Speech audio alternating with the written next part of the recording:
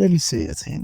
আমরা কোরআন সব জায়গায় শুনছি, মোবাইলে শুনছেন, টিভিতে শুনছেন, মসজিদে হচ্ছে, নামাজের সময় পড়ছে, কিন্তু কেউ কি কোরআন প্রথম থেকে শেষ পর্যন্ত অর্থ সহ পড়েছেন? কতটুকু আমরা অর্থ করছি?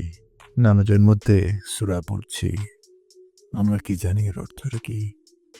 পুরো অর্থ না জানলেও আইডিয়া থাকি কি ঘটনা আর কি কথা বা ব্যাপারটা এরকম যে সারা জীবন ধরে নামাজের মধ্যে আমরা উপরওয়ালার সাথে কথা বলছি, অথচ আমরা জানি না কি কথা বলছি।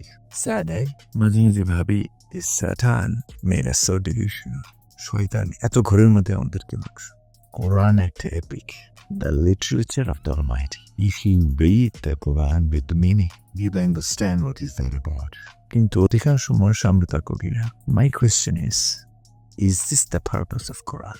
Just reading it for swap without understanding anything? I say start reading Quran or any other books, whatever language you prefer, English, Bengali, any other language that you can.